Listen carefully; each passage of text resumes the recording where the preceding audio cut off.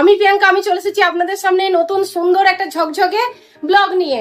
আর আজকে হচ্ছে কালী পুজো, তাই সকলকে জানাচ্ছি শুভ কালী পুজোর অনেক অনেক শুভেচ্ছা আর ভালোবাসা। সবাই খুব ভালো থাকো আর খুব মজা করে কালী পুজো কাটাও, আর বাজি ফটকা ফোটাও, কিন্তু সাবধানে। আর আমি দেখো এরকম রেডি হয়ে গেছি, একটা শাড়ি পরে নিয়েছি আর সেজে গুজে একটু হালকা নিয়েছি। সোনামা এরকম একটা 3 পিস পরে নিয়েছে, খুব সুন্দর গর্জিয়াস লাগছে, ওটা ডুয়েল টোন 3 পিসটা। আর ও হালকা পাতলা সেজেছে, কারণ গরমটা খুব রয়েছে। আর যাব আজকে হচ্ছে পুজো দিতে, আগে মায়ের পুজোটা দিতে যাব।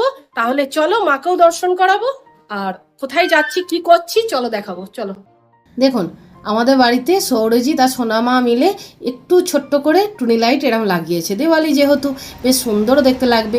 আর এবার চলুন, আমরা যেখানে বাস করি মানে আমাদের ঝোড়বাটি গ্রামে, তার হচ্ছে রাস্তার ধারেই রয়েছে আমাদের ক্লাবটা। সেই ক্লাবের এবার ঠাকুরটা আপনাদের দেখাবো, কি সুন্দর গেটটা করেছে দেখুন।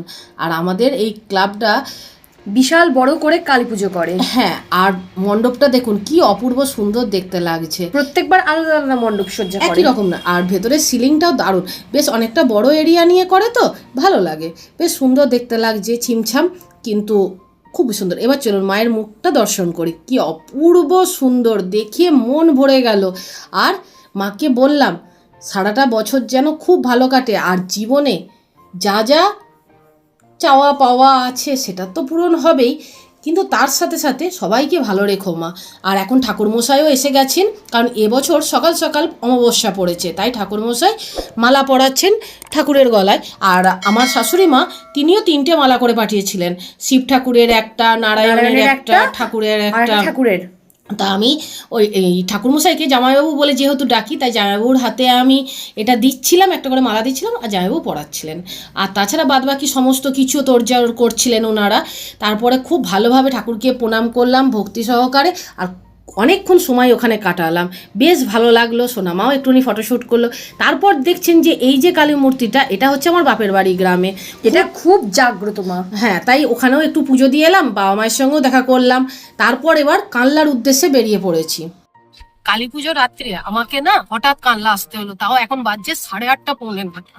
তা এতটা রাত্রে কেন কানলা এলাম, একটা বিশেষ দরকার, বিভৎস একটা ঘটনা ঘটেছে, আর তার জন্য যেতে হবে আমাকে চশমার দোকানে। আগে চশমার দোকানে যাই, চশমাটা ঠিক করি, তারপর আপনাদের বলবো কি কি ঘটেছে আজকে সন্ধ্যে থেকে। দেখুন রাস্তাটা দিয়ে যাচ্ছি, কি সুন্দর লাইটিং গুলো দেখতে লাগছে। দেখুন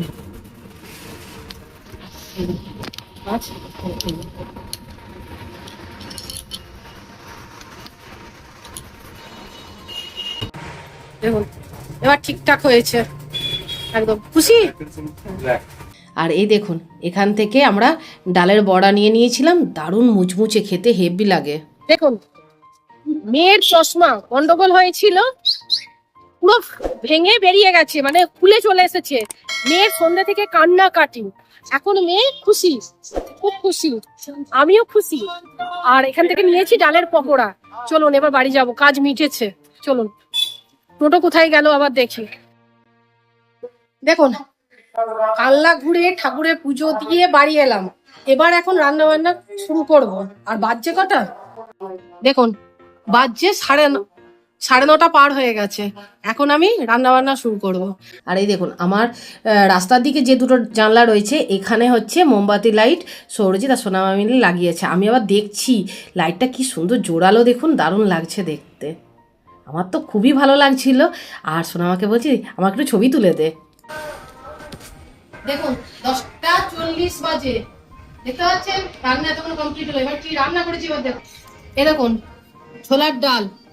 ভাবছেন তো প্রিয়াঙ্কা কি পাগল হয়ে গেছে, ছোলার ডালে গাজর আলু দিয়েছে, মেয়ে সবজি খায় না, তাই তার নতুন টেকনিক।